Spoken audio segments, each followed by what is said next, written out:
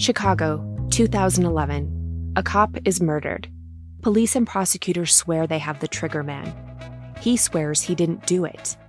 How far will each side go to prove they're right? Like it's just one bombshell after another, where you're like, what? The story of a PlayStation, a brain-eating amoeba, and the relentless pursuit of justice.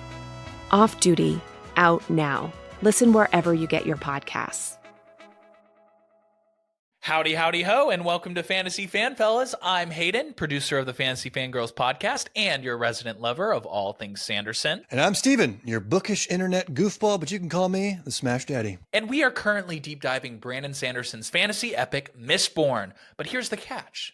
Steven here has not read Mistborn before. That's right, hey. So each week, you'll get my unfiltered, raw reactions to every single chapter. And along the way, we'll do character deep dives, magic explainers, and Steven will even try to guess what's next. Spoiler alert, he'll be wrong. Newsflash, I'm never wrong. Episodes come out every Wednesday, and you can find Fantasy Fan Fellas wherever you get your podcasts. Hi, I'm Darina, co-founder of Quo. If you run a business, you know the team that responds first wins the customer. You've probably opened your phone to a bunch of missed calls and no voicemails. Those are missed opportunities and exactly why we built Quo. Quo is the business phone system that helps your team handle every call and text right away. Join over 90,000 businesses that win more customers with Quo. Try Quo for free at quo.com/tech. That's quo.com/tech.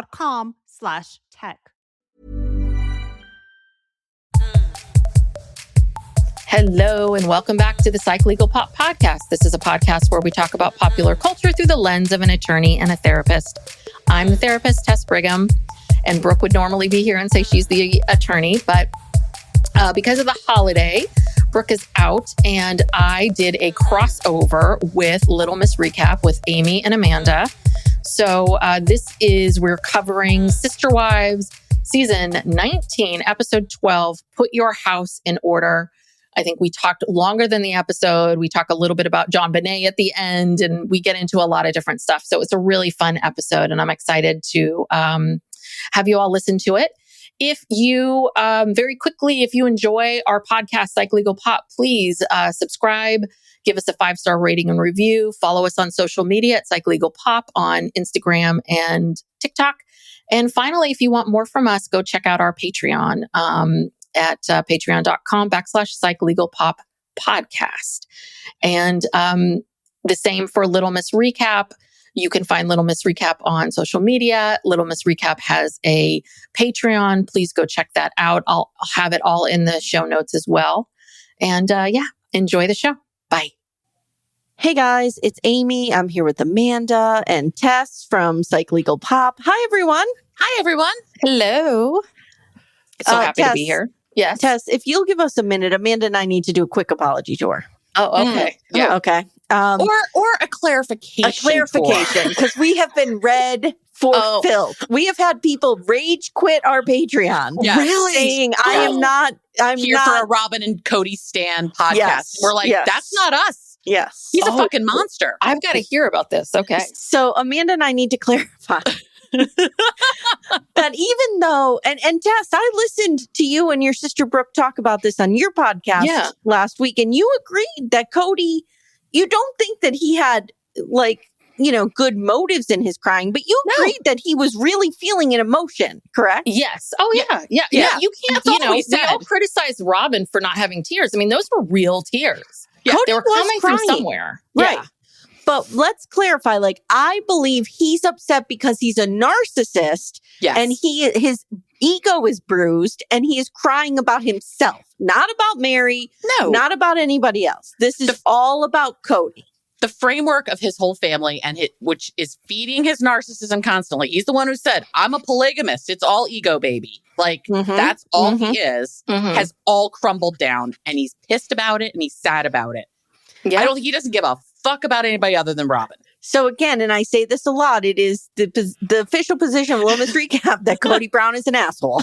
Yes. So wait, people thought that you guys were pro, because I listened to that episode and I didn't get that at all. So people thought you were pro Robin and Cody? They thought we were manipulated and we fell for Cody's antics. Some people felt like Cody was fake crying. And that's an argument that can be made. Totally. Right.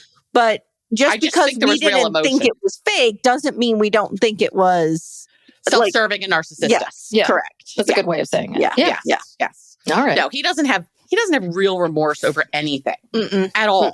Because if he did, he'd be trying to fix it. And he could give a shit about Meri. The only reason he's into Meri now is because Mary's not lashing out at him in anger or shit talking him or, part of the gossip mill. And that's it. And she only has one child and he has no relationship with that child because I don't think he cares to, given who that child is. So that's my guess. Yeah. I don't know. I so, could be so wrong. we just had to clear those things up, Tess. Yes, Sorry about that. Got it. Okay. All right. I'm with you. So Tess is joining us today because Brooke is indisposed. Yes, she's off enjoying her Thanksgiving with my niece, her daughter, Layla. Nice. She's not moving to Parowan? No, she's not moving to Parowan. Okay. Layla just became a soul cycle instructor. Oh, cool. So, and so she has all these crappy shifts. And that means these soul cyclers, they ride on Thanksgiving. They ride the day after. I was like, she has to work all those days? It's open? Yeah, I went to one soul cycle class once, and this was a period where I was in really good shape. Fucking kicked my ass. Yeah. Okay, I'm going to ask, what is soul cycle? It's is it a spin class? Yeah, it's spin. Kind of, yeah. But it sort of started that whole spin trend, Peloton, right? A little bit of that. And it was the first like franchisee thing, but it was real big in New York and there's like dancing involved and you're like moving around. First of all, I thought I was going to flip off the bike or flip the entire bike over. Yeah. Because I'm not that balanced. No. The first time I did it, my feet went numb. I told the guy, I'm like, I got to just take my shoes out. I rented the shoes. I'm like, I'm just leaving them here. I'm going. But yeah, it is really, really hard. And it's a little culty in its own weird ways. But Layla's very, she's got a good head on her shoulders. She knows what it is. But it's a lot of work. It's a tremendous amount of work, what they require of you to get there, to do all of it. So, but when you love it, you love it. Like she loves the community and, LA is a big place. And so I'm happy for her that she's still in college, but like she's making friends, that's her world. That's just tell her to stay away from Rama. That's all I'm going to say. Stay far away from Rama. What is that? That's the cult, the breath of fire cult. Okay. Actually, I think they've closed their New York or their LA studio. I think the only one they have is in New York and like Zurich or some other place in Europe or something. By the way, at the end of today's episode, Tess and I need to have a JonBenet minute. Okay. Okay. Do you have a different feeling about JonBenet? No, but I listened to your thing and I've been down the rabbit hole, for years, but today in particular. I've chosen not to listen until we record because I don't want to be. I listen to everything that says JonBenet in the Apple catalog. If it says JonBenet, I'm listening to it. Fair. Completely fair. We go. All right. Are we ready to go to? Yeah. Where are we starting? Are we ready to go to Parowan? Oh, no, we're not starting anywhere. We're picking up right where we left off. Yes, we are. Okay. We're still here. We're still here. Sister Wives, season 19, episode 12. Put your house in order. That's it. Is that Bible quote? I don't know. I think. Well, it's important. Probably find out. I don't know. Yeah. So we pick up on Cody sobbing in Parowan, and he is legit like, I hear the snutzer. Like he's got snot in his nose. It is real. And I wrote, Tess, what did you think of this? Of the crying. Yeah, I mean, you cannot fake tears like that. I mean, and I don't think Cody's that great of an actor. I really don't. So I do think it's genuine. And I agree with exactly what you're saying, which is, do I think it's because he longs for Meri? No. But do I think that it's all of it? It's being embarrassed. It's his ego. It's everything. It's everything all at once. And I also think that, what we saw with Christine, he's made these comments many times, which is we just saw all anger. All we saw was anger with him. That was anger. And I feel like maybe he could have gotten there with Christine at some point if things had been different, of crying and sobbing. But Cody's about Cody. He has always been about Cody and about himself. And the fact that he thinks that his family doesn't want to be around him because of Robin is utterly delusional. Dude, that's not it. And also, too, like, there is no accountability here. He's not crying because he feels he has failed. he is crying because he is the victim of something. Correct. Right? Like this Correct. has happened He didn't do any to of me. this. Right. This was done to These him. people did this to me. He's not crying. Like I cried when I got divorced because my marriage failed. And I felt like I failed. Right. Correct. And even though, objectively neither one of us failed, you still feel that way because you're human. Cody's not feeling that. Cody is feeling like these people have done this to me. That's my opinion. I agree. And it was interesting this time because I wasn't taking notes, so I was able to do the scanning that you do over. Good. Yeah. The look on Nathan's face was like, oh God, get me out of here. Was that happening to me? Nathan didn't want to cry on camera. So you think Nathan was tearing up? Yes. I do. I think he was crying. We saw Jen kind of like wipe a tear away. Well, no one cries alone in my presence. So I may have started if I was there. I don't know. I do too. I mean, I don't know. And I think it was oddly uncomfortable for Jen and Nathan. I mean, I think they were feeling a lot of things too of what's happening. I can't believe I have to be here for this. Yeah. Get me out of this room. Nathan is her brother-in-law. I think he feels some vested interest in them staying together. Jen's the only one that seems to know what the hell's going on half the time. Jen is a fucking champ. The fact that we now have Jen talking heads, I am here for this all the time. We need, that's what we need. We need an objective person from the outside to look at all of this and tell us what's going on, who has actually been there. That's the thing. She has been there and been watching it. We also need Jen. I've only gotten through one line of my summary. We also need Jen to be the Meri translator to help us to tolerate Meri and understand Meri. I'll take all the Meri you're going to give me if it's through the lens of Jen. Do you know what I mean? I don't need a lot of Meri herself. Yeah. No. So Cody says to Meri, "Thanks for being cool." And she goes, "Yeah, me too." Or "Yeah, you too," or something like that. And he goes, "Guess we can be best friends now, but you have to get in line between this guy." And Jen goes, "Oh, no. She's not taking any applications anymore. Thank you very much." No.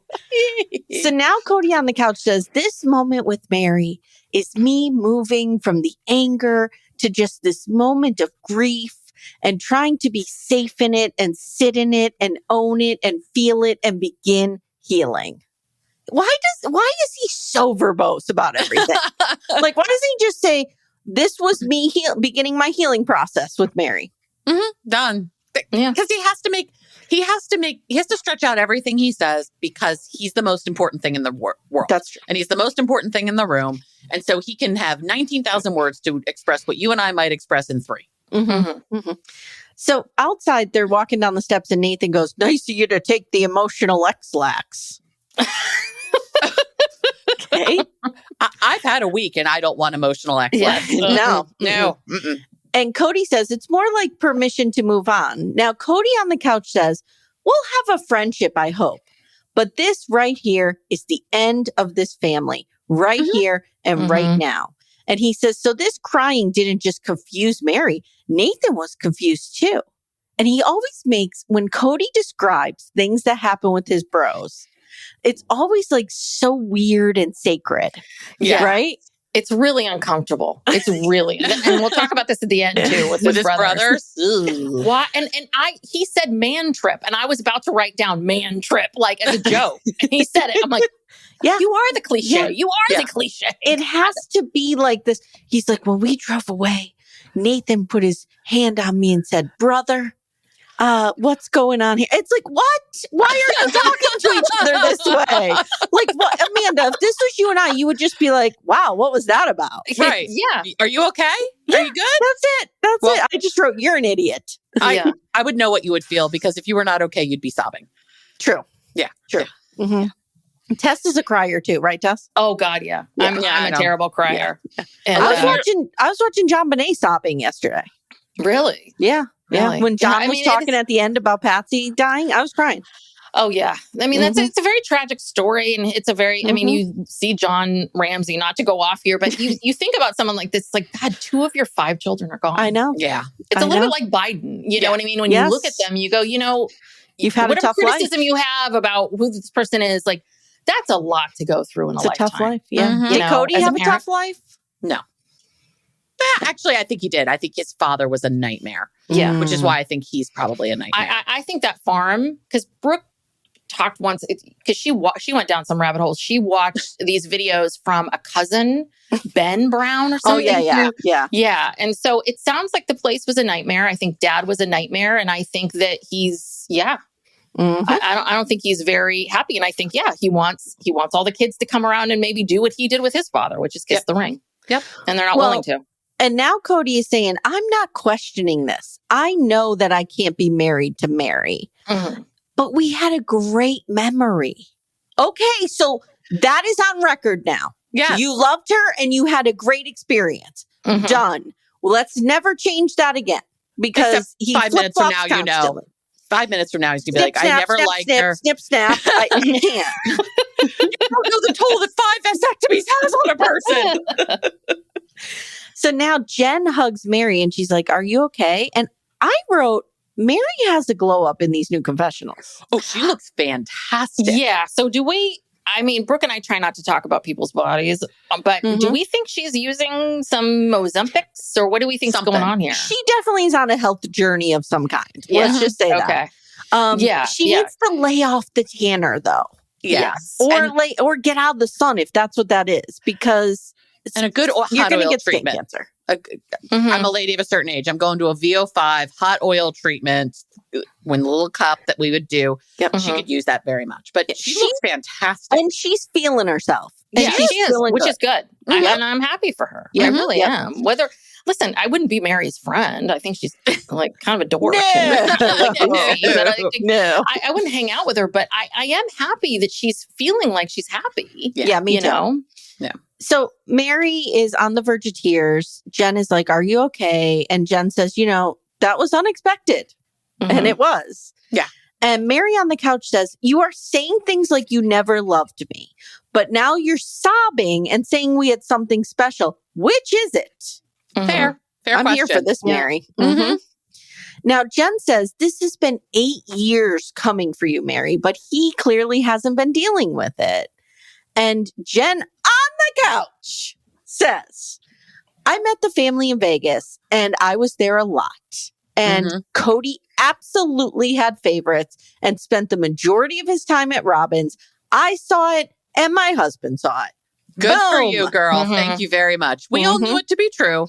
But now a neutral third party and fourth party of her husband who, obviously Jen has an agenda here. She's Meri's best friend. She's always going to be Team Meri. But to go, this wasn't made up by any of these wives. This was what happened. Listen, I think get a deposition, put these motherfuckers under subpoena and get them all just testify. They're not allowed to plead the fifth. Let's get it done.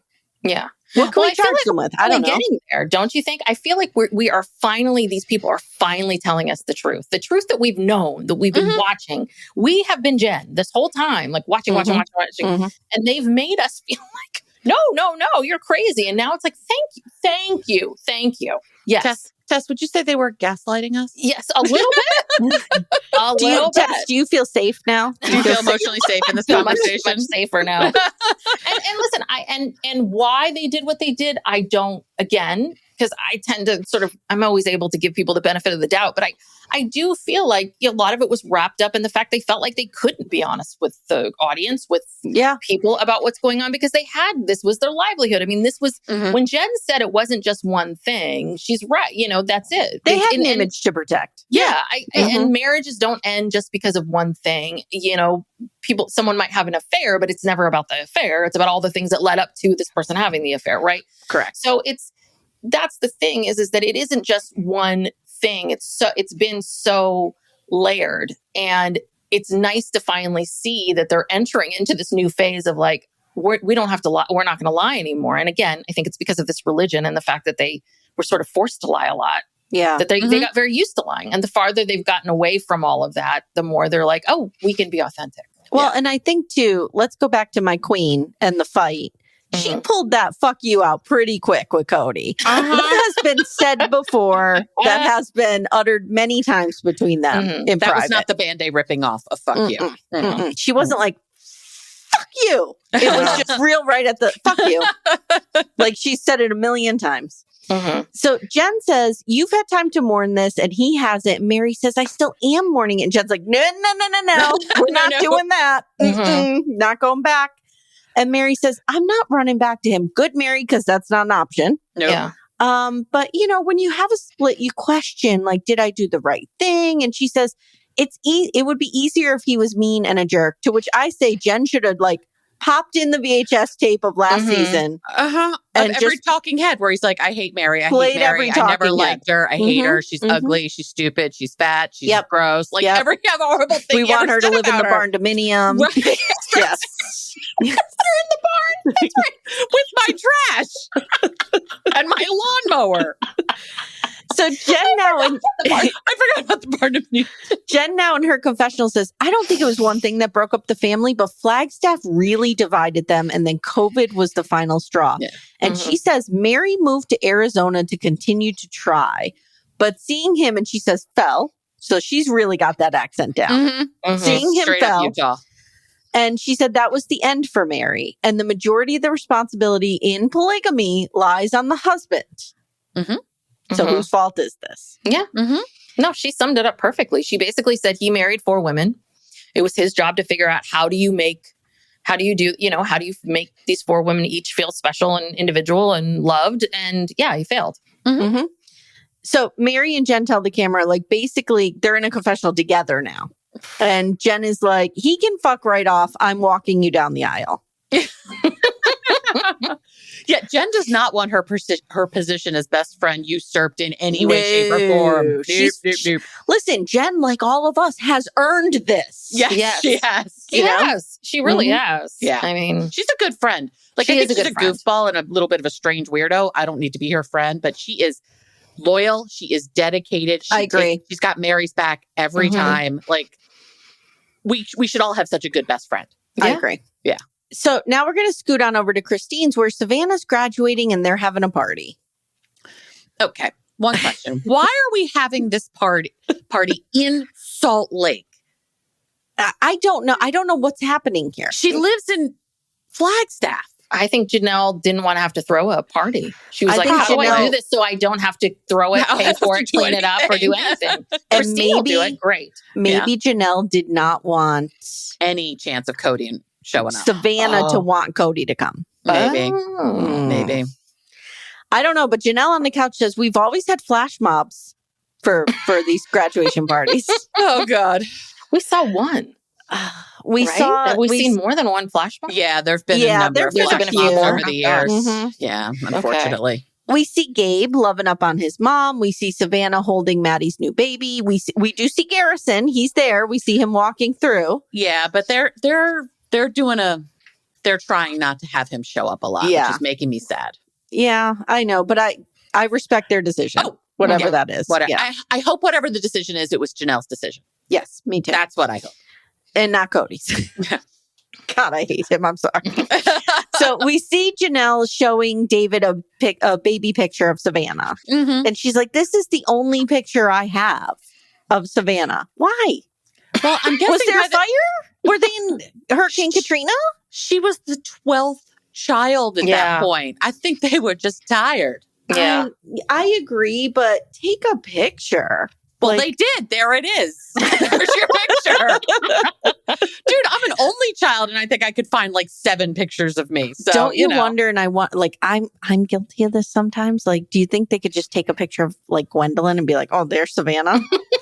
A lot of these kids look a lot alike. Actually, I think they could take Savannah Maddie photos. Yeah. Interchange them. Yeah, like I interchange my kids all the time. I'll be like, oh yeah, that's you. Yeah, that's you. So Janelle, Cody says, I did not expect to be invited because everybody hates me. And Janelle on the couch says, I'm not inviting them. And Savannah doesn't have anything to do with Cody and Robin. So not happening. Makes me sad. Makes me sad for Savannah. It does. Yeah. I hope Cody, even if, all she gets out of this is a big fat check from him, I hope he at least sent her something. I hope so too. It doesn't replace him being a decent father, but at least it's something. No. So we get a quick scene of David holding Maddie's baby while Maddie tells Aspen that her kids call him Grandpa David. Whoa. Whoa. And particularly in light of the fact that we know she has nothing to do with Cody. She has cut him. He's never even met Josephine. She has cut this man out of her life. And now her polygamous other mother, new husband, is the grandfather to her children. Tess, are you of the camp of we're very happy for Christine, but like we just need you to bring that energy down a little bit now? Oh God, yeah. I mean, it's been a lot, and this episode was lower. I mean, next week we're going to see her with the wedding dress shopping. We're going to have to get back to it, but yeah, it's. I mean, Christine has been a lot. I know people find her very annoying, and yeah, she is moving at light speed with this guy. You know, I am so happy it has all worked out. Yeah, I think that it's hard. You know, some of it, watching it all is kind of boring because we know how it turns out. Well, that was my next question to both of you. Do you think you would feel differently about her storyline if we didn't know how it ended up? Maybe. Yeah. I'm just bothered. Like a lot of people are like, she's an adult. Her children are adults. She can do it. She can absolutely do what she wants. But the reality is their kids, all of her kids are now going to have the opportunity to watch her on TV going, I don't care how my kids feel about it. Well, like, that's just shitty. And the thing is, like, I have divorced without children. My parents divorced with me as their child. And I could tell you those two experiences are very different. When you divorce with children, I think you need to accommodate your children and take their feelings into account. And Cody's not doing that. Well, Cody's an asshole. You're better than Cody. Yeah. Do you know what I mean? And I feel like she needed, not for her, but for them, just a little bit more time. That's and Tess, I liked what you and Brooke said last week of her being like, saying to Isabel, like, everything's done.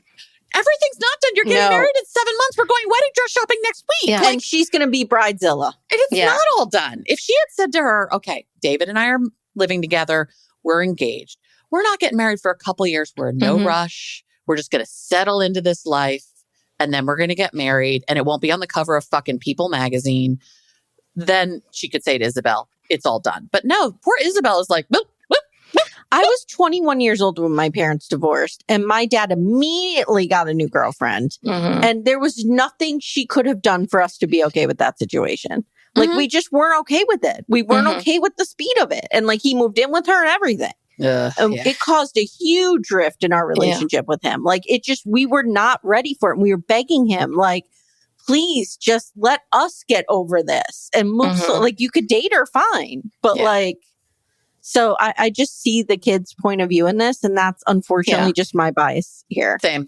Well, that's what Brooke and I were talking about because we're children of divorce, but we were much younger. I was 6 and Brooke was 10. And so the thing is that that's what we were saying. Like, Truly still lives there. Yeah. Truly, you are introducing a man that you have not known for an entire year and putting him in your home with your teenage daughter. Yeah. And so that's the part that really bugs me is that it's like, and I think, is Isabel still there? I mean, she's still very young. She still needs a lot of this. I think that no wonder they're feeling what they're feeling. And it is a lot. And I think that I've worked with enough people where it is fascinating to hear the stories, like how old you are when your parents split up, like what it's like for you. Yeah. Because for me, I have no memory of any of it. My father moved on very, very quickly. But I have very little memories of that. My sister does. She has much better memories. And then, you know, people hear about like someone getting divorced at 21 and you think, well, aren't you lucky? And I'm like, I don't know. I think it's really hard when you're an adult because then your parents treat you like an adult and tell you exactly what they think about your partner. At least at 6, my parents were like, oh, daddy's moving out now. I mean, you know, I didn't know the undercurrents of everything that's happening. I think when you're an adult and your parents get divorced, now you know everything. Now they're telling you everything. And you're like, and you didn't need to know that about your parents. No, I agree 100%. It's destabilizing whenever it happens. Yes. And like you, Tess, I was 4. Like my experience of my parents is not as a couple. Yes. At all. And so that had a different impact on me. But my dad was always very much like, if you have a problem with someone I'm dating, I want you to tell me. And then like, basically like I had a veto card that I could play. Now I played it once in like my 30s and he just kind of was like, whatever. But that's a whole other thing. But like, he always prioritized my experience in light of the relationship, which I think you have to do when you have a kid. Yeah, my dad did not. He did. But I was 21. But you were still a kid. Yeah. Right. It was my senior year of college. Like, it was very destabilizing for me. I, at one point, didn't have a home to live in. I didn't walk for my graduation. I didn't have anyone to move me home from college. Like, it was really crazy. That's a lot. Yeah, it's a lot. But I had a base of a solid base of parental unity, if you will. Like, two parents who got along, who didn't fight. So it's like, there's no better or there's worse. no It's better just option. different. There isn't. It's just different. I've been through this with enough people where I've said, listen, you're yelling and screaming in the other room. Because I have clients that, should divorce and they don't. Right. And it's a little bit like, yeah, your kid's picking up on this. They're going to know, they're going to feel it. It's not going to be, because I've talked to those people, they know that their parents never got along, or mom slept on the couch or dad slept on the couch. So that's the thing. It's like, ultimately what you want is a happy, healthy relationship. But then that's the ultimate. So how do you get that?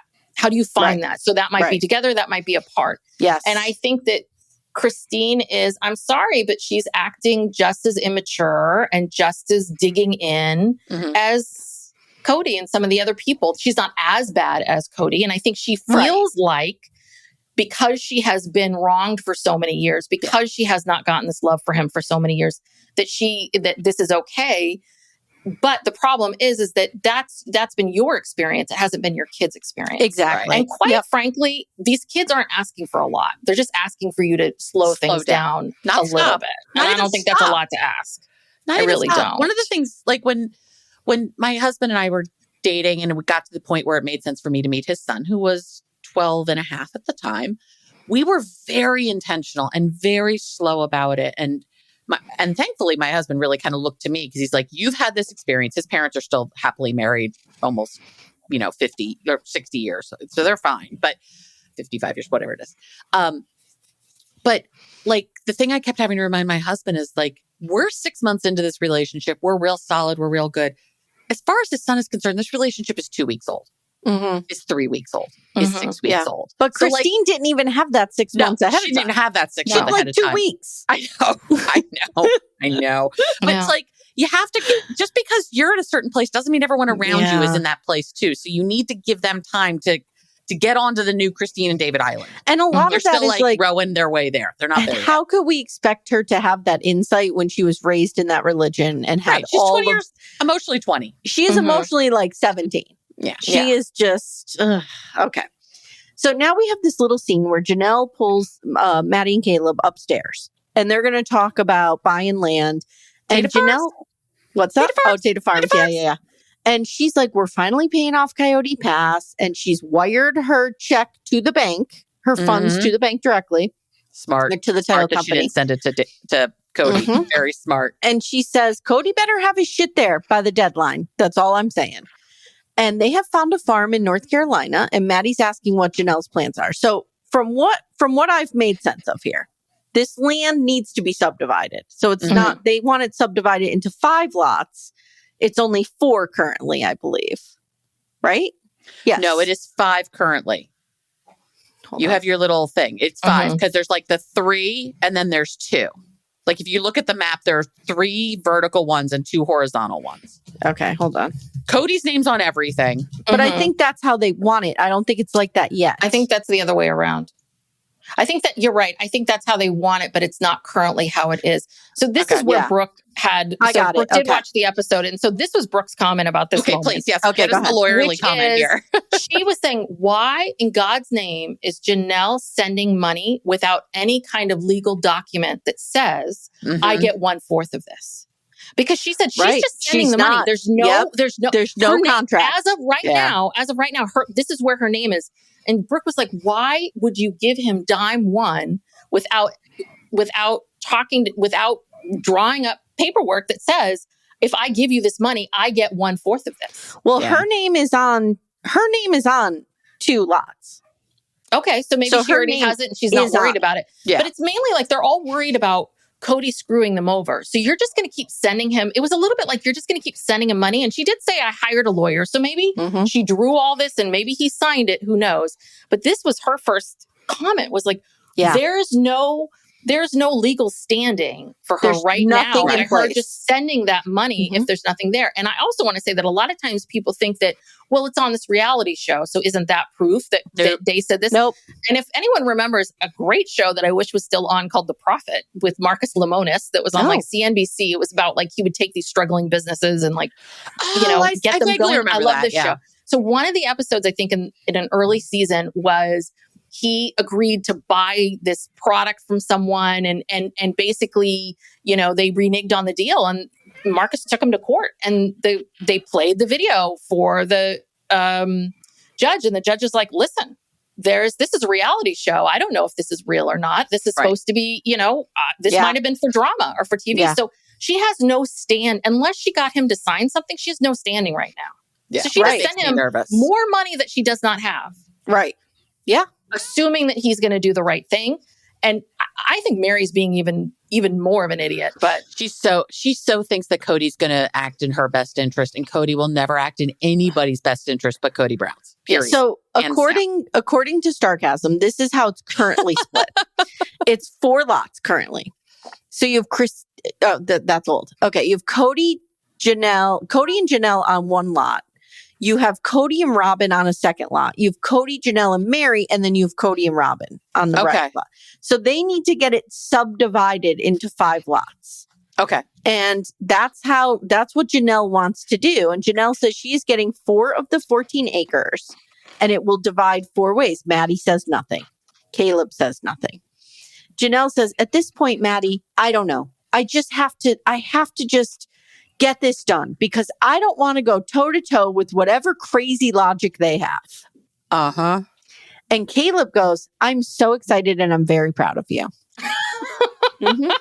Caleb hates Cody. She also so glorious given their previous love affair. I know. I was going to say, so this glorious. Must kill Cody that Caleb hates him so much. She also says she has no guarantee that someone's generosity will rule out here. So she has attained a lawyer. Good for her. Now we get some footage of Meri in London. And she goes to Stonehenge and she's crying. And I just want to say something ridiculous.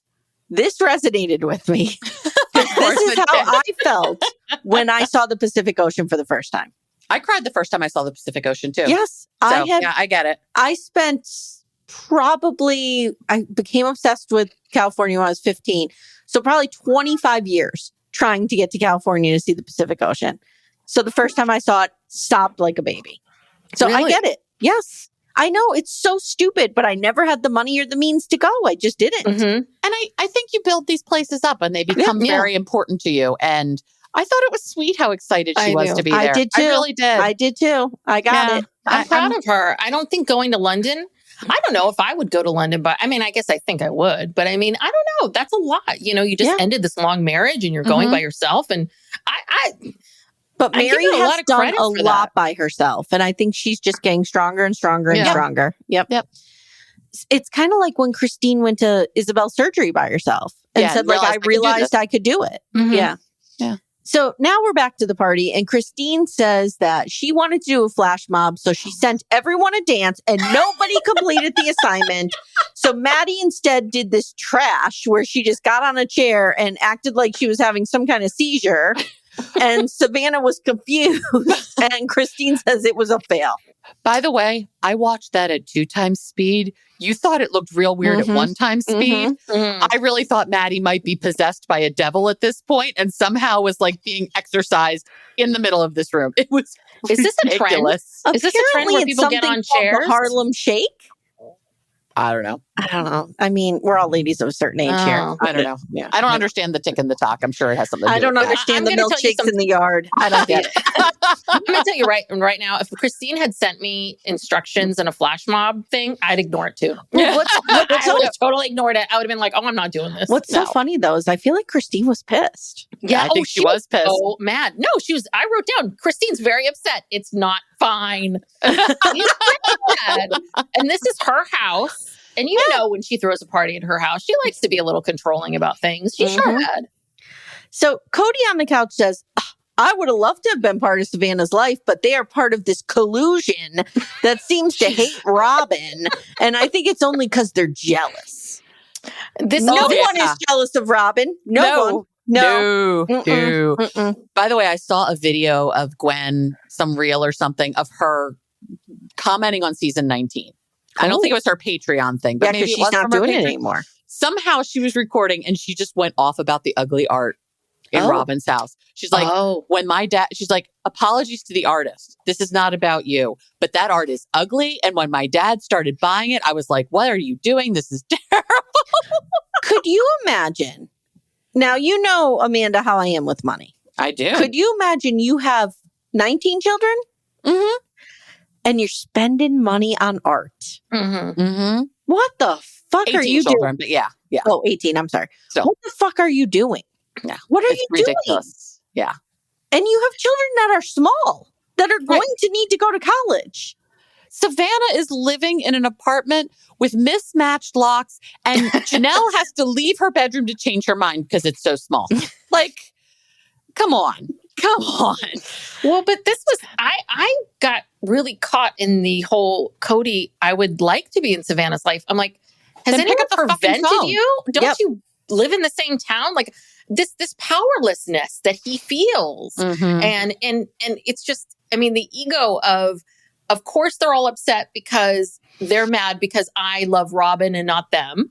Mm-hmm. Right? Like this is why, and they're all colluding. Because they just want my dick and my love and my attention. And I'm not and my 6-pack abs. Yes. And I'm so great, and I wasn't invited to this party, but I have no way of having a relationship with Savannah. I was just, this makes zero sense. None of this makes any sense. Tess, I feel like we haven't done a proper introduction with Leo.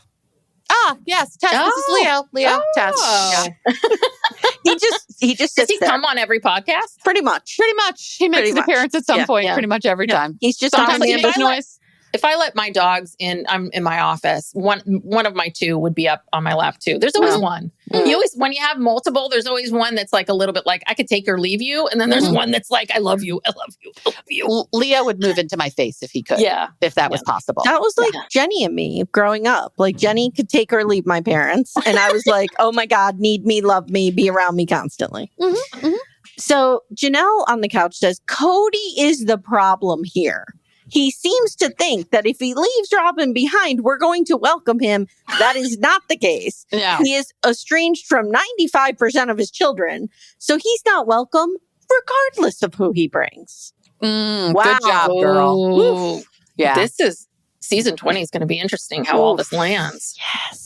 Or season 26 by the time we get to it. But I know. So Robin says, we always had big parties for our kids, and that's just not how it went this year. Wah, wah. Cody on the couch says, this just sucks. I have a whole side of my family that's decided they're a family and we're out. Oh, they'll invite me to their club if I leave Robin behind, but I'm not doing that. No, they won't. No, they won't. No. So now we see Meri driving into Flagstaff. She's going to Cody and Robin's house to sign something to pay off Coyote Pass. And she says she wrote Cody a check. Again. So, and why did she need to physically go? Like if I was Meri's therapist, I would say, no, you need to get a lawyer. Like I would send Jen. I would send Jen, or I wire the money to the title agency. Do what she did, get the piece of paper in writing, do something. But why do you need to physically go? And maybe, I don't know, maybe it's the producers. I can imagine with these shows, these producers give you such a guilt trip all the time. And I think Janelle ignores it. True. Meri feels bad. True. I'd be that person. I'd be Meri. Be like, all right, fine, I'll go in person. Well, that's probably what happened with Savannah's. You. That's probably what happened with Savannah's graduation party. Like, Maddie, just get on a chair and do something weird, and Janelle just show up there. Like, yeah. So I wrote this. They're splitting this profit 4 ways. They keep talking about, so they better be splitting the payment 4 ways. Cody better be paying 50%. Correct. And I think he is. I hope so. I think it sounded that way. So she gets to Cody's, and he and Robin sit down with her at the table. The art is on full display. There's so much fucking art. We saw a lot of art. Jesus Christ. Yep. Kids are nowhere to be seen, which is my theory that they will not film in the house with the kids, but they did it last week with the I'm moving to Parowan. Wah. No, Meri, don't go, please. He asks her about her travels, and Mary's like, well, Stonehenge was just everything I thought it would be. And he's like, that's it? That's it. I mean, wasn't there anything cooler? Like, did you go to the Twinnings Tea Shop or the Embassy of the Republic of Texas? Which I looked up things to do in London that were lame. I just want to talk about the Embassy of the Republic of Texas for There's one. really an Embassy of the Republic of Texas in London? Like, what is this? Yeah. Okay, so built in 1730, this property at 4 St. James Street. Okay.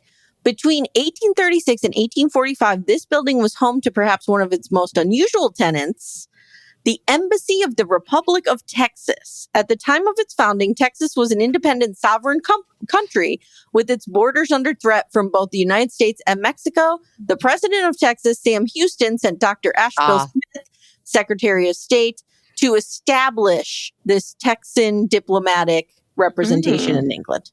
Interesting. How weird is that? That would be right up Cody's alley. That would be right up Cody's alley. That's where he would go. You know why? You thought you were just listening to a recap of Sister Wives. Now we got some history. And Robert want to go to the Twinnings Tea Shop. You know, as part of Cody's Manosphere deep dive 4chan, he's a sovereign nation guy. Sovereign state thing. Yep. So this would be right up his alley. 100%. Yeah. Yep. Meri is really offended because she's like, dude, I have literally talked about how much I have loved Stonehenge for 100 years of our marriage. Yeah. Mm-hmm. And Robin's like, oh, it sounds really cool.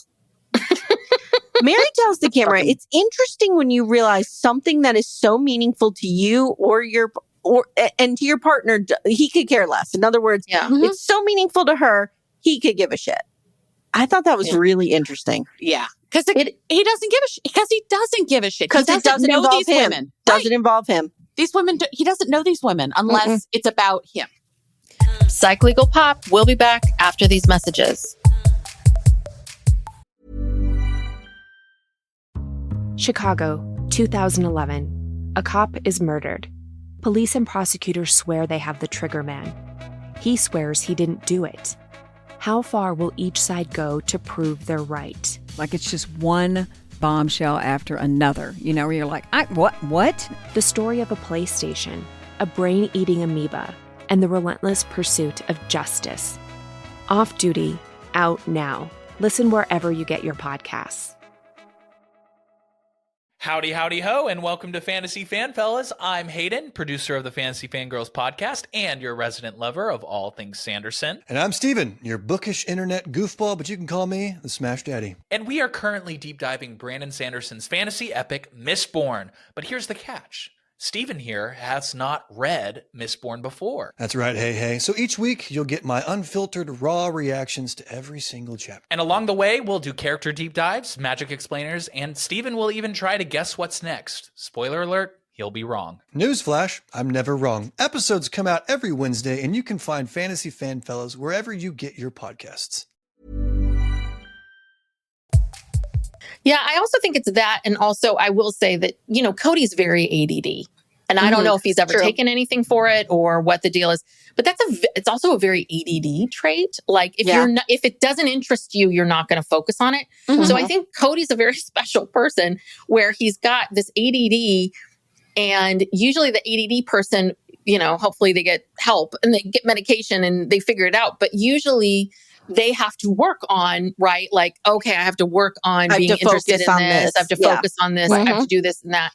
And I think his narcissism prevents him from doing that. It's like this double whammy of like not only not getting it, but not being willing to get it and not thinking that he should have to get it. And that's the part about him that I think is maybe they're waking up to, or these layers of the fact that like, oh, wow, It's not just that he was busy. It's not just that he, you know, has a lot on his mind.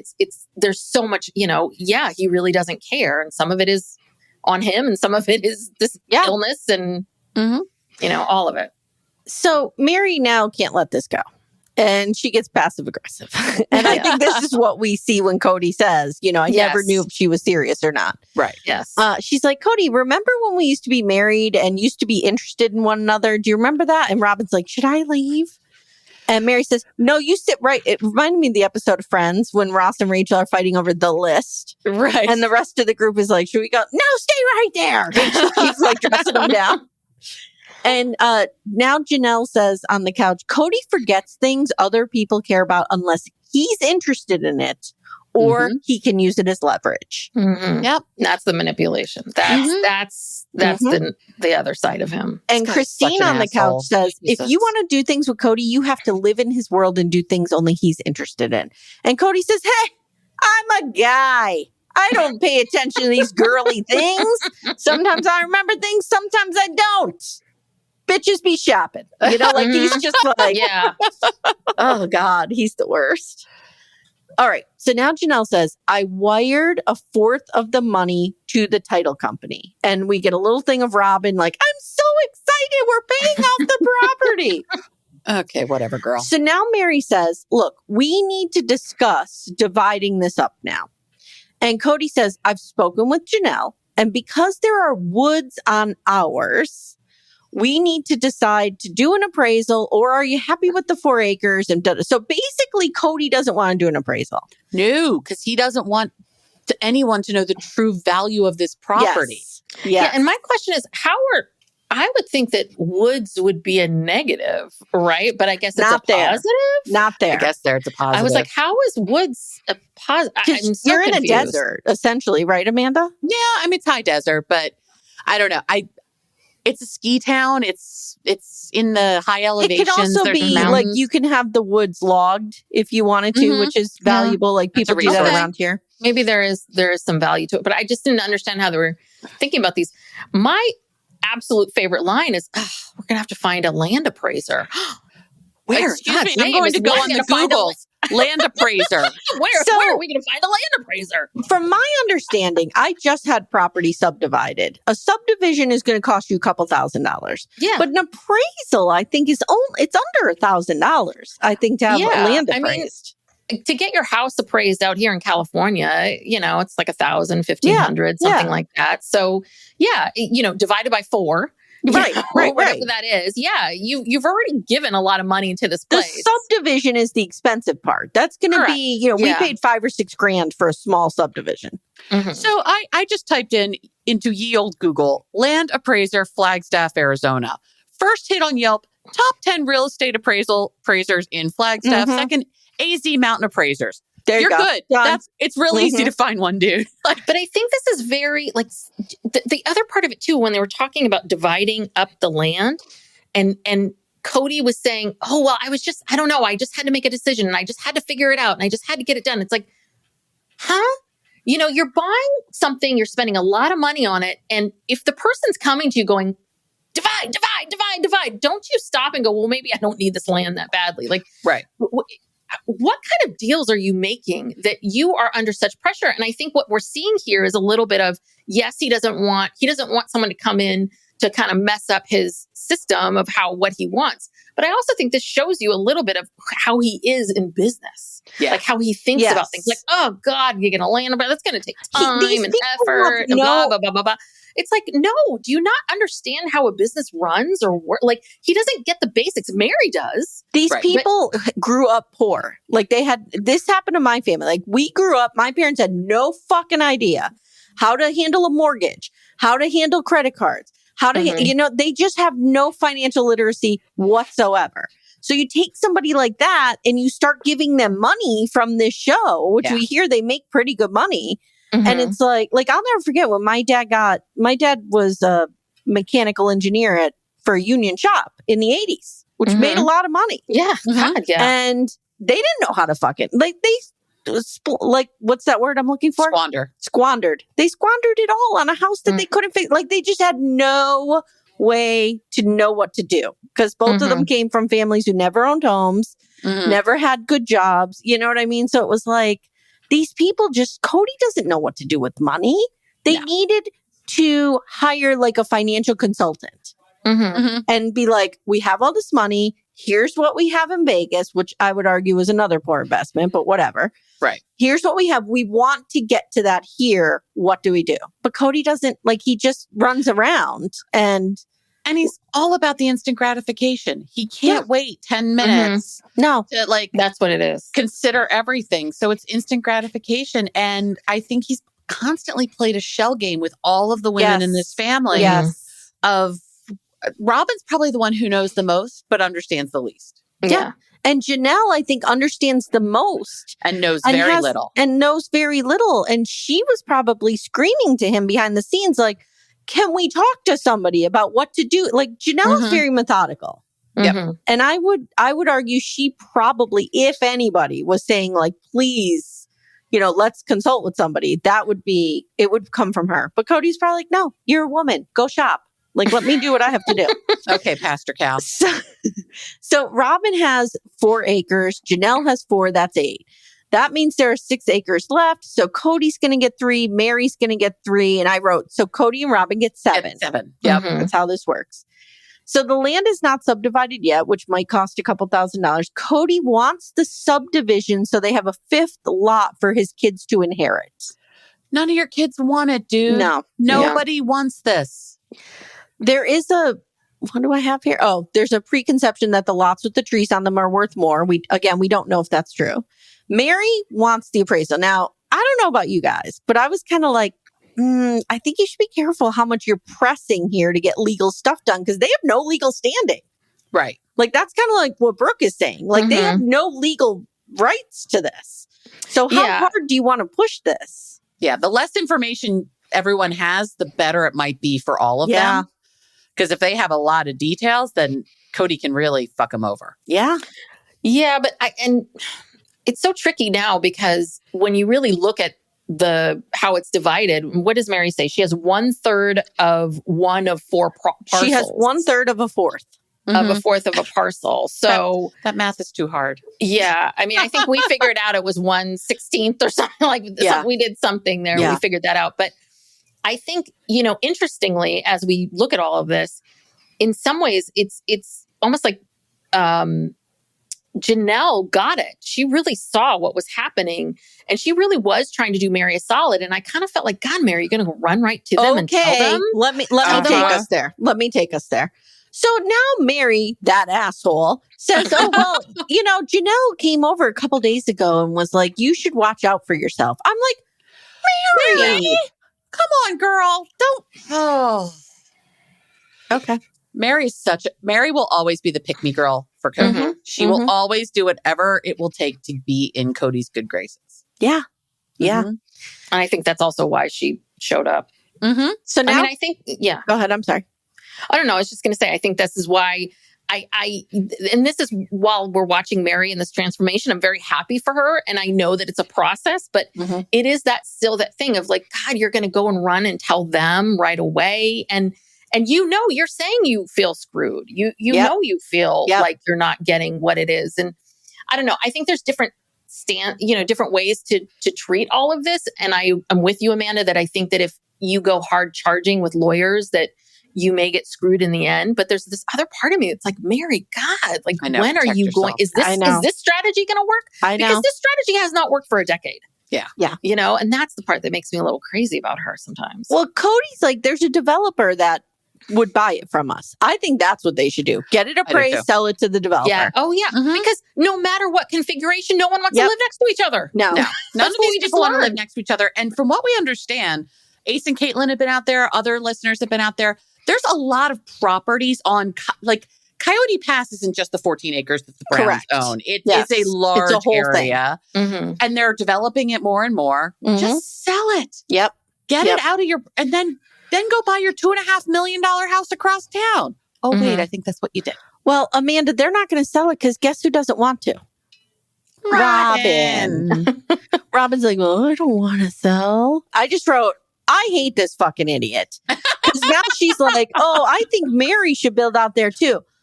What are you not understanding, Robin?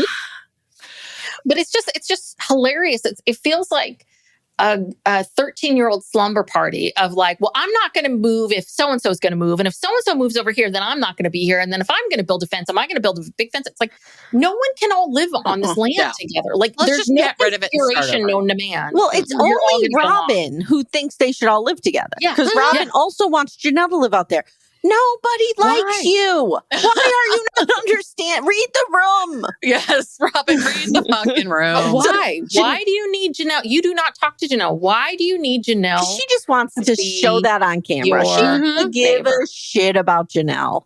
Mm-hmm. Yeah. So Janelle on the couch says, "Dear God, please end this. Make it stop." Meri tells them about Janelle coming. Now, Janelle says, "Look, my conscience dictated that I spoke with Meri about the property." Now, I don't think that's what happened here. I think that was Janelle putting out a little feeler. Mm-hmm. Like, can I get Meri? And she immediately recognized the error of her ways and backed up. Yeah. But I think that's what was happening. Yeah. And I think she was trying to get an ally. yeah. Cody says, "Janelle doesn't trust me because she would screw me in a second. And I'll be honest, I thought about screwing her. Ha, ha, ha, ha, ha.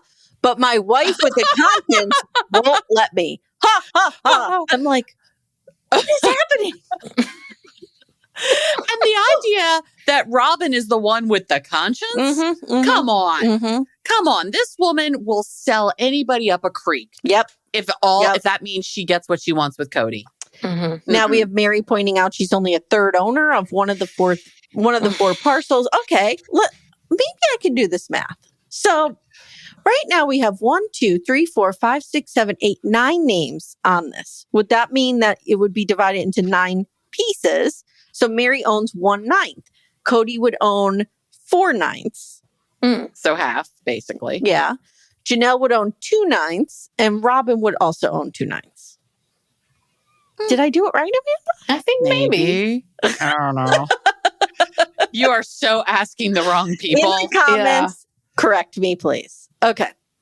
So Meri points out, like I said, she's only third owner of 4 parcels. She doesn't know why she was not involved with putting the names on these lots. And Robin immediately jumps to Cody's defense and says, Cody, the names were just temporary and Cody made the decision, nobody else. Liar, Okay, liar, Robin. pants on fire. You had to sign something for your name to be on it. So Meri on the couch says, "I'm only on one property and Cody and Robin are on a lot more. And I hope they will be fair. And I hope they'll be honest. And I hope it doesn't get ugly." Back at the table, Meri says it would be fair to get it appraised before they make a decision. And Cody sighs. And this is the Cody. "I don't want to put any more money into it. It's just a source of pain." Poor Boo Boo is real hurt over this. And Janelle says he's going to make out like a bandit. Yeah. Cody now says that he doesn't want the house he lives in. Did you get this? Yeah. This is why they moved. We were wondering why they moved. Wait. Say that again. Maybe I missed this. Okay, so let me skip down a little bit. So Cody tells Meri he has mixed emotions about Coyote Pass and building there. And on the couch, he says, if Janelle builds, I wouldn't want to build, whatever. And he's like, Robin being the patron saint of everyone's feelings would want to try and be good neighbors with Janelle because she's an angel from heaven. Yeah, Robin is just so great. Sure. Janelle's like, let's just sell this shit and move on. But if I have to build out there, I'm putting up a 25-foot fence so I don't have to look at these people. Cody, and a moat and a dragon and a drawbridge. I actually wrote a moat. We're gonna basically build Winterfell. We're gonna build Winterfell out there, and no one's getting in. So Cody says, this house, has been an enormous sense of pain for me. Not because of us. Not because of me and Robin, of course. No, we're perfect. But because of what I've gone through here. I can't stay here. So that's why they move. Oh, that's why. Because of the pain of this. Plus, they can see Coyote Pass from that house. I just wrote, he's such a fucking baby. He is. He is a therapist. And stop it. Well, and the other part of it, too, is that it just shows you, I've said this many times, that he's not a good leader and that he is not a good business person because the minute you all discovered and realized, like, okay, this isn't going to work. None of us, like, it either needs to be one person or nobody. Then you have to start seeing it as an asset. You have to start seeing it as property, but he cannot get himself out of that place. And that's the part that I'm always trying to figure out with him of, like, can you not get yourself out there? Will you won't get yourself out there? Is this part of the manipulation? It's like, why can't you see anything slightly different? Because it's just, he literally can't see beyond himself. Yeah. Right. He is right here. Yeah. So Cody on the couch says, if Meri built out there, hell yeah, I'd sweep your sidewalks and get that snow off your driveway. What? You wouldn't do that if you were married to her. No. Yeah. He's breadcrumbing her. I'm sorry. Yes, he is. Totally. And Meri goes, I have a house you can rent. All right. So now we have this scene where Cody's going to meet his brothers in Vegas for a man trip. Oh my God. And he wrote, but don't worry, Rob, an audience of one that Cody's always speaking to, because there's no debauchery except for swearing. Mm-hmm. So, sounds like a good time. Guys, let's meet up in Vegas and swear. Yeah. I'm all for it. So Robin on the couch says, I'm glad Cody started to do this again because this will be healing for him. She's probably glad to be rid of him for a little bit. I would be. Mm-hmm, mm-hmm. But why is everything in life, why is everything healing? Why is everything safe or not safe? Like, who hate therapy. So one thing all the time. He's just going to go see his brothers. Like, just go. I know. Like, why does everything... Why couldn't she just say, like, you know what? He's been stressed. He really needs this. Yeah, that's fine. So his brothers, Scott and Michael, which, it's not lost on me that together they are Michael Scott. And they're making fun of Cody's hair. And Scott, the oldest, is in the AUB religion and lives plural marriage. Mm-hmm. And Michael is not. And they show this picture of him with a cookie in one hand and a glass of milk in the other. Like he's some rebel. With his cookies and his milk. Yes. So now Cody shows up in a hairnet saying if he doesn't dry his hair right, the curls don't happen. And he does say he dyes his whole head. Uh-huh. He knows it's cheesy, but it works. No, it doesn't. No, it doesn't. No. Robin taught him the curly girl method, and we have all suffered ever since. We can never go back. Mm-mm. There's this weird scene of them going out to the cul-de-sac, and this is more Cody speak, right? Yeah. Because I have a nostalgic heart for that place. Dude, it's okay to be sad. Yeah. It's okay to be sad. Like, you're not some weirdo that has an oddly nostalgic heart. You're just sad, and that's a normal emotion. Like, he's so weird. Why? I didn't know that was a gated community. I didn't either. Yeah, I wonder if they gated it. I wonder if they gated it because people keep going out there. Oh, no, afterwards. a lot of communities in Vegas are gated. It's like Really? Florida. Like that? Yeah. Okay. Yeah. Oh, okay. Yeah. Which is so interesting. And so what, you just need like a 4-digit code to get in, right? Or My like grandfather lived in one of these places and I'm like, everyone knows this code. Why are we pretending? Right. I think back in the day it was codes. Now I think you just have like probably a little transponder on the windshield on your car. You can Like just go through. Just go through, yeah. Okay. So if I stole someone's car, I could easily get into their house. Correct. Maybe. Correct. Okay. Yeah. Unless they're really, really wealthy. And I assume that those people like the Kardashians in Calabasas, right? That I would assume those people have door. There's a full-time security person. Probably. Like this is like a janky, the door just needs to open. Yeah.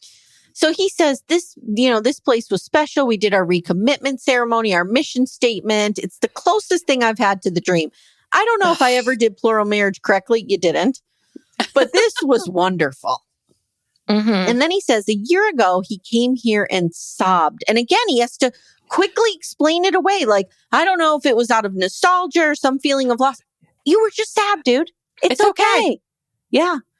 And he says, it was like just my memory still had us together in this space. And it's a relatively warm memory for me. Okay. Can't you just say we were happy then and I'm sad we're not happy now? Yeah. Like it's not Like, that deep, dude. I remember after my parents got divorced and sold our house, like I drove by it for years and would be very upset. You know what I mean? And emotional. And I wasn't like calling people up being like, what is wrong with my nostalgic heart? Like, no, you're sad. It's okay. Yeah. Mm-hmm. So Michael asks, is there a chance you'll reconcile? And Cody says, well, not with Janelle because she's free and she's done. And he's like, honestly, he says, this monogamy thing is kind of easy. And he says, with Robin, I'm just in that safety and that wholeness and that intimacy and that divine relationship. And I don't have to worry about others. This is the closest he finally got to what we've all been wanting him to say all along, which is right here. I just fell in love with her and not the other ones. Right here, he says that. He says on the couch, he says, I was building a family and I loved them. Was I in love with them? Did I have the same experience with each one of them? No, I didn't. I was working really hard to hide what I had with Robin while I was trying to promote everything else. And I'm like, there it is. Thank you. Finally. There it Finally, is. you just said it, you Yeah. motherfucker. Yep. And I would have had so much more respect for him if he had said that 10 years ago. Yeah. And gone, but I love this family and we're going to keep it together. Yep. But this relationship is different. Yep. Yep. And that's okay. Okay. But they're in Vegas and this is what they're doing.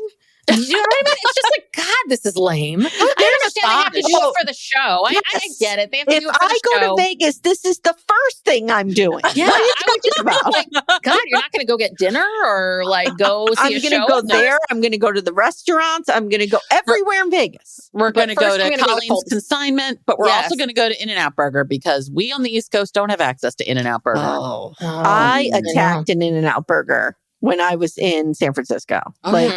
We hit that place drunk at like 2 a.m. I did things to that In-N-Out Burger. I'm just going to say that. Okay. So his brothers ask if he'll ever marry again. And he says, no, being a monogamist is different because there's not this big energy, but it feels right for me. And he says, it kind of sounds romantic, like me and Robin riding off into the sunset. Good. I wish you would ride off into the sunset and get off my screen. But not but really. also never, please. Never quit, please. So Cody says now that he believes polygamy kills emotional intimacy because it makes everyone defensive. I don't think he's wrong. There's part of me that wonders too, like, did he keep this family together until most of these children were 18? So he wouldn't have to pay child support? Oh, interesting. I didn't even think about curious that one. about that. I mean, at this point, by the time he and Janelle were really done, Savannah was 18 or days from being 18. Right. Truly's the only one. Right. And he wasn't till, she just sued him. Like, I wonder if COVID, he saw the opportunity in COVID, right? Yeah. To hide. But also he was like, this is a convenient time. I don't have to pay. I don't think he would have left. My point is, I don't think he would have left 10 years ago because it would have been a huge financial responsibility. Well, and also the show. Yeah. Do you know what I mean? I think the show, I think he got himself in, I think he realized he was in a little bit of a pickle, right? Because he meets this woman and he falls in love with her. And I do believe that he fell in love with her. Now, who he fell in love with, we don't know. Because I think he's fallen in love with a version of himself that isn't really Robin personally. Like, I don't think Robin's ever been truly herself with him. Oh, okay. I think that's why Robin is complacent. Like, she'll just do what he wants her to do. Well, and yes, and she will agree with him. But I think what's happening now and what's so hard is I think that their relationship really worked in the sense that it worked when there were other wives, when she was the best, when she was being compared to. Yeah. And I do wonder how life is going to be for them for the next 10 years, 20 years, because, what will happen if there isn't another bad person to compare them to, right? It's just a very personality. People with personality disorders, they love to split and like, you're bad, you're good. They like to do that to people. So without that happening over and over and over again, like this being in your face, like how are they going to do? But I also think that I don't know if he even really knows the real Robin or if Robin's just some version of something that he thinks he would like or wants to have. I just think it's going to be interesting to see. But I think that 10 years, when the show started, he got himself in a little bit of a weird place because it always went back to money and the show. Money in the show, money in the show. Little did he know, we signed up for the train wreck. Yes. Like, if this train wreck had started 7 years ago, oh my God, the ratings would have been through the roof. Instead, they were doing flash mobs and the commitment ceremony. And I think this is the lack of awareness of Cody and a lack of, just emotional intelligence, because I think that anybody else in that moment in time would have been like, oh crap, I really love this fourth wife. Like, I feel something for her that I don't feel for these other women. And maybe I need to rethink all of this. And instead of being a classy person and rethinking all of it, he just basically treated all the other women like shit. Right. Yeah. Just basically, and just was really he just mean to Homer them. Simpsoned into the bushes. You know, he just backed up real slow. And I think that's the piece of it is I think he thinks the audience we're angry at him because he dumped these other women and he's going to keep his sweet, pretty, wife. But it's like, no, we're annoyed because, or we're criticizing you because we've watched what you've done and you did the shittiest thing that you could do to these women and your children. Well, look at and you're now that nobody wants to talk to you. Look at what he said to Meri. He's like, I'm glad that this took 7 years for me to be able to finally get my ego in check enough so that to I be able to be okay with you. What? Tess, do you watch 90 Day? No, I used to, but God, it's such a commitment. It is. It's such a commitment. There's 19,000 versions. What else are you doing, Tess? Oh, right. You have a job. You have a career. But there's this woman, Statler, who she was kind of a mess on the show, but she is a holy fucking nightmare on social media and outside the show. And she's walking around going, 90 Day Fiancé made me look stupid, made me create this character, made me do all this. It's like, no, dude, that's not why we don't like you. We don't like you because of everything you're doing outside the show. Cody, we don't like you because you fell in love with Robin. We don't like you because you treated 3 of your wives and your children, 13 of your children like shit for years. And you didn't give a fuck. We saw you tell your sons that they need to move out during a pandemic. Right. So that you can come and see their mother and not bring a deadly virus home to the beloved Robin. Right. And the tenders. It wasn't about Janelle. It was about Robin. Yeah. Right. It's just disgusting. So next time on, Christine gets a wedding dress. Oh, God. McKelty reminds us that the first dress was real ugly. I appreciated McKelty going, yeah, that was a real hot fucking mess. Now, I had to look up. We see Robin's children so seldom that I had to look up what kid this was. It was Fiona Apple. It was Brianna. It was Fiona Apple, yeah. Oh, you didn't know it was Brianna? No, I thought, is this Aurora? I don't know these kids. I never fucking see them. So Brianna wants to start dating people who believe in the same thing as her. And Robin says, that's no reason to be at a church. I'm not here for this. I don't want it. Please. Oh, I kind of want it. I don't. Wait, what's happening? This is I did not grow up with any religion and everyone's anti-religion in my family. So what does this mean? I didn't either. So Aurora and Brianna have joined a different church, not a Mormon-based church at all. Some evangelical, shitty, we hate queer people. We're all the things that the 3 of us would not appreciate about a religious community. This is where they want to start going. I am here for Robin being pissed off that her kids are choosing a different faith. I am here for her getting hurt. If it's going to cause strife in Robin's life, I'm here for it. Oh, this is going to cause, I think, a lot What of I strife. don't want to see is more young women being suckered into a terrible church. They're already in a terrible church. Yeah. All right. They're Cody's children, we're exchanging one terrible church for another terrible church. Okay. I'm just here to watch Robin have an absolute hissy fit that her children are somehow straying from the path that she thinks they should be on. But won't Robin be happier that they're going further into a terrible church? No, because it's not based on the Book of Mormon. Oh. So it's more evangelical. It's like an evangelical. Yeah, it's like, we're talking like... Oh, Tess, you got to watch Jesus Camp. Yeah, we're talking like IBLP, crazy evangelical Jesus stuff. Yeah. No, I can walk kind of like God, but the power in me. Like people might be talking in tongues at some point. Got it. Okay. Yeah. So is Robin still involved in AUB? I don't know. Cody has said he's left the church. Yeah. Robin has not commented on her faith at all. Okay. Other than she wants to live polygamy, apparently, because, she wants to grow old with her sister wives on the porch. And she wants God to pick their rental. Right. Yes. Because God cares deeply where Robin Brown lives. So some random woman tells Meri that Cody has wanted no one else since he's married Robin. I don't know who these people are. That? I was like, is this a psychic? Did she go meet a psychic? And then I'm like, oh, they're having tea. Okay, it's probably just somebody who watched the show. Like Meri, this would be like we need content. So we're going to just bring viewers on. This now. would be like if the 3 of us met Meri at Twinnings Tea in London. We'd be like, sit down. Sit down. We have questions. We have to talk to you. Yes. And I hope there's a film crew here for it. Yeah. So that's it. That's where we're leaving. Oh God. Oh and Lordy. Amanda and I usually do this little thing where we have some comments from our Facebook group. So if you'll indulge me, I have 2 I'd like to share. Please. So Kristen says, the way the Browns move make me want to stick pins in my eyes. This is from last episode. Yeah. Okay. It's moving day, yet there's still dishes in the drying rack on the counter and little knickknacks still above the sink. And she doesn't want her marriage bed with Cody, yet there they are loading it into her truck anyway. And I was I like, didn't even think about that. Actually, you're right. That. Yeah.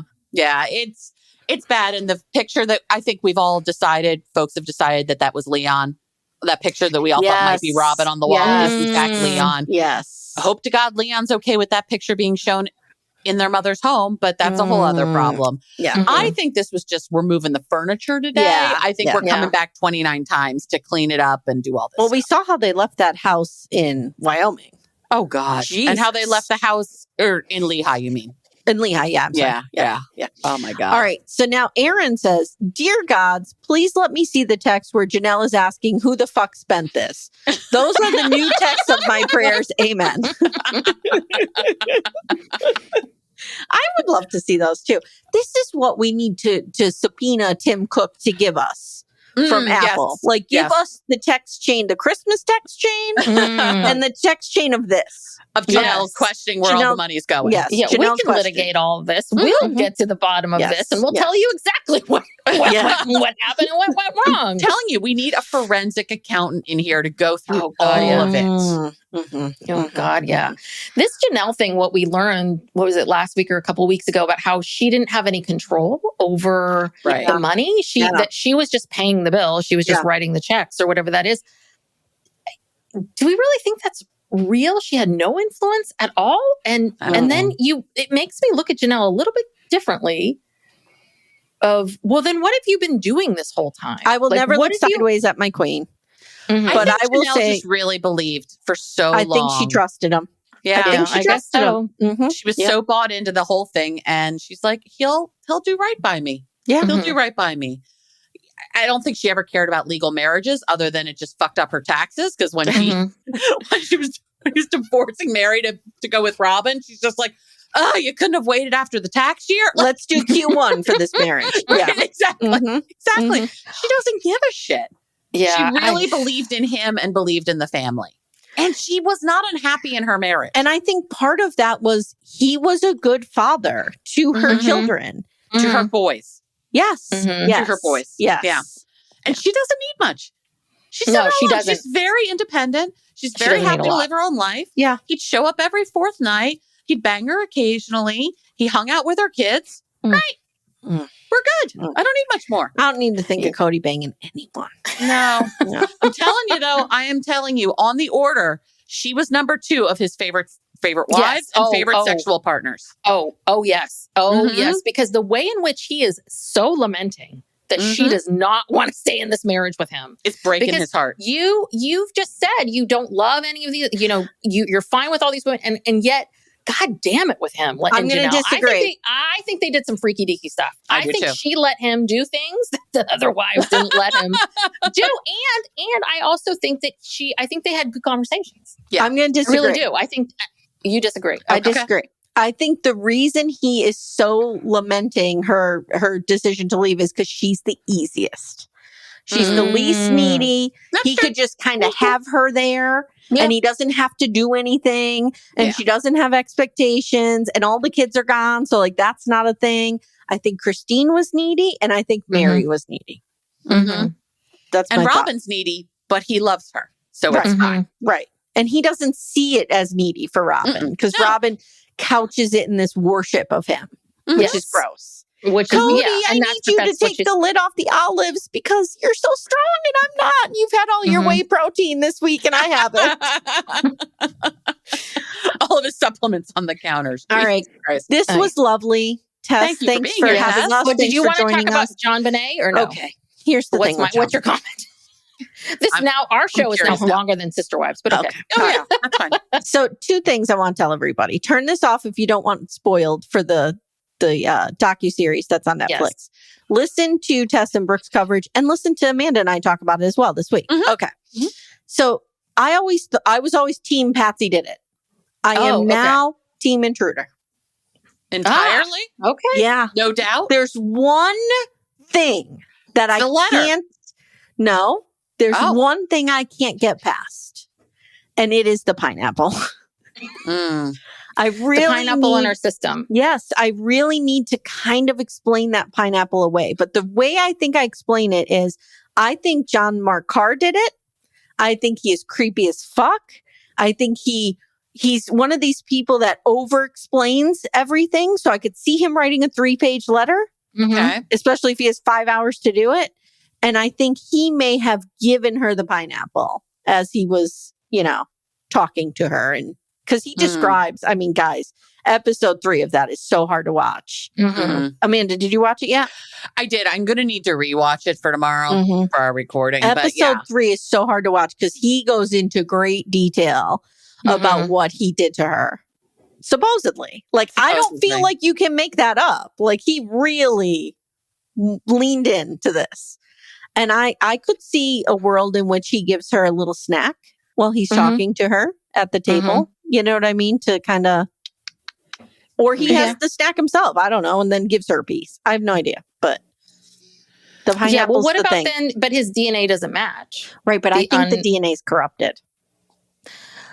Which is what, and that's what we were talking about. They need to why is Boulder dragging their heels? With this entire situation with not retesting the DNA. And we both believe, I've never thought the parents did it. I really never thought the parents, I really didn't. And I've always felt like it was a third party or something, but I'm so shocked by the 2016 CBS documentary now because it never talked about the unknown male DNA. There were so many holes in that. And then for them to accuse a kid, I know. God, you guys. I mean, I really thought that they had a child. They brought a kid in to bash a dummy in the head with a flashlight to show that Bert could have done this. Yes. Okay. But we do think that whoever did this had been going into their house a lot. I think this was an intruder that was part of their kink or part of their thing was to go into somebody's house and this is part of it. And maybe discovered, there's a little girl that lives here. It's I'm going to keep doing stuff. And they're going to live in people's houses. And they're also no one could have known that layout of the house. I mean, it's a house. How hard can it be? I know on this floor, there needs to be stairs that descend for me to get to the other floor. Give me 10 minutes to find them. You know what I mean? But if the whole family's out for 4 or 5 hours, you could find everything. Yes. You could get the lay of land, which is also why the house you're is in the Chicago airport trying to figure it out. It's a 6,000 square foot house. That's why I think there was a lot of groundwork that was done, the 118,000 and all these things. I feel like this person had been looking and, doing all this stuff and figuring stuff out. And how do I move here and doing this and this and this? And I think that whatever that person was planning on doing, I think it went, I don't know, maybe it went the way he thought, maybe it didn't. I don't know. But there's something really off about it. And I just felt like that Steve Thomas, who wrote that book, I just why isn't this guy locked up? This is such a defamatory. All these strong statements that came out, the 2016 CBS special, Steve Thomas, they've all been sued. Yes. And they've all settled. And won. Yeah. The Ramseys have won those cases. So but I also feel like when you listen to the podcast that I recommended, Amanda, which I forget what it was called. Something family. I, of course, have it on my phone. Hold on immediately. Or maybe I don't. Is this a podcast just on John Bonet? Or are they just covering this episode? And it's just this guy who goes through and each half hour is dedicated to here's the Patsy theory. A normal family. A normal family. Here's family. the John theory here. And he talked about things that were not represented in this documentary. There was a connection between the Ramseys and Alex Hunter, the DA. And so stuff like that makes you question, but I still feel like all of that can be explained away. Do you know what I mean? At the end of the day, I feel like I can't imagine that these parents would kill their child. Okay, even if they do. I mean, that happens. But then to sexually assault her with a paintbrush. Yeah. And that's the part was Patsy? That's the part where I'm I really, just Patsy can't did that? get past that. That is pedophile, sexual, deviant behavior. That is not my kid peed the bed and I got pissed off behavior. No, but the fact, I don't know, I have a real bias against child pageants like that and the sexualization of small and that's what they say. Like they probably attracted people to her or through those pageants. Oh yeah. Or I don't know. There's something about Patsy Ramsey that has never sat well with me. I'm not saying Patsy Ramsey is like Mother of the Year. No, there's something about her that's always creeped me out. I can't imagine. First of all, women are very seldom sexual predators. And then to make it a mother on top of it is even a smaller percent. And a mother that just recovered from ovarian cancer thought she was going to die. Yes. It's the holidays. It's the night before your kid pees the bed. Yeah. Really? Yeah. Really? Yeah. That is not, even if you have the kookiest mother in the world, most likely if she would get mad, she would spank her and say, sleep in the bed. That would have been like the shitty parent thing to do. If it happened in the house, I've always been under the impression that it was an accident. It was I hit her and she hit the tub, or you know what I mean? Like something or whatever. Or I threw her off, like I pushed her away and she fell down the stairs. Something. But it's the sexual assault with the paintbrush handle that I just can't. Ugh. So anyway, Amanda and I will hash this out. Okay. Looking forward to it this week. Actually, what I think will happen is I think Amy will just yell at me for like an hour about what she thinks is true. And I'll be like, okay, that sounds good. I don't know. My mother and I have been texting back and forth all morning. Amy, so you have, because I only have one boy. So you have two girls. I do. So, because Brooke was talking about this too, which it hit me. I realized my niece is gorgeous, and has always been stunning. Like maybe Layla had a rough weekend where she transitioned, but that girl has been gorgeous. Like she's been on the cover. Every school that she ever went to, she was like on the cover of their magazine. I swear to God, she is gorgeous. So Brooke started talking about this, and she started talking about like Layla when she was young liked to wear sexy things and like to be pretty, like wear makeup and put on the hair and makeup and do all the fun stuff that she liked to do, all that kind of stuff too. And that there's almost this thing of, yes, it's the beauty pageants, but it's almost our society sexualizing young girls because my niece has been looked at by older men. Yep. Sure. And I was too when I was 10, 11, like a really gross age. But she had been looked at by men constantly hitting on her at 12, at 13, at 14. I was walking out of a restaurant with my daughter and a guy stopped and looked her up and down right in front of me. And I turned around and said, she's fucking 14. Yeah. What are you doing? Yeah. It's bad. So if the beauty pageants, I'm with you. The beauty pageants aren't great, but I feel like the media really glommed onto that and then villainized this family. And it's a little bit like, okay, it's not what you would choose, but it's almost like you sexualized your child. You did this. It's like, no, all girl, lots of girls like to do those things. This is the world we live in, unfortunately. And the world sexualized them. Yeah. The world did that, right? And so that's just my 2 cents on it. Like it's when you have a boy, it's very different. Like you're not worried about those kinds of things. Right. The way you are. But if you don't, and men don't get it. Men have no idea all the crapola that we deal with. No idea. So we'll be hashing this out. Yes. Yeah. I look forward to it. All right, guys. This was fun. Yes. This was great. Yes, Thank you for being here, Tess. Yeah. Absolutely. Next time we got to get Brooke. Yes, absolutely. We need a lawyer. Yes. In the mix. We have a project manager, we have a therapist, we have a poet. We need a lawyer. And a cat. We need a lawyer. And a cat. And a cat. A very, very, very needy cat. A very needy cat. All right, guys. Thank you very much. Take care, everyone. Bye. All right. Whew, we talked about a lot. So thank you so much for tuning in.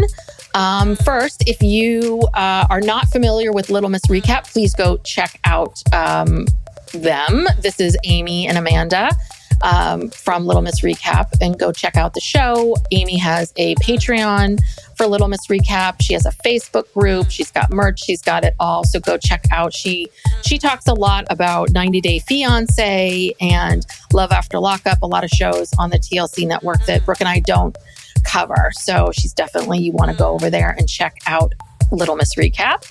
And if you like us, please subscribe to the show or leave us a 5-star rating and review. Check us out on social media at Psych Legal Pop on Instagram and TikTok. And finally, hey, a great gift for the holiday season, you can do this now with Patreon, is you can gift someone a membership. So if you like us, or if you know somebody who likes us and you're thinking about a gift idea, please go check us out on Patreon, patreon.com/psychlegalpop podcast. We have a couple tiers. We do exclusive episodes. It won't air here. We have a lot of stuff just for our Patreon members over there. So go check it out. All right. Thank you so much, everyone. I hope everyone had a wonderful, hopefully relaxing holiday week.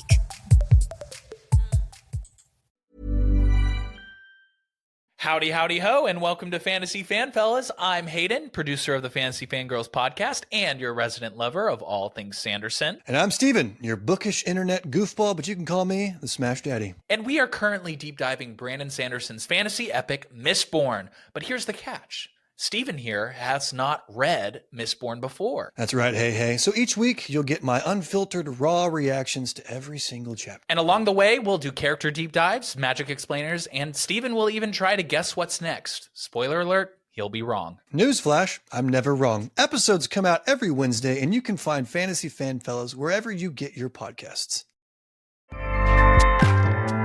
Acast powers the world's best podcasts. Here's a show that we recommend. Hey guys, welcome to Giggly Squad. A place where we make fun of everything, but most importantly, ourselves. I'm Paige DeSorbo. I'm Hannah Berner. Welcome to the squad. Giggly Squad started on Summer House when we were giggling during an inappropriate time. But of course, we can't be managed. So we decided to start this podcast to continue giggling. We will make fun of pop culture news, we're watching, fashion trends, pep talks where we give advice, mental health moments, and games and guests. Listen to Giggly Squad on Acast or wherever you get your podcasts. Acast helps creators launch, grow, and monetize their podcasts everywhere. Acast.com.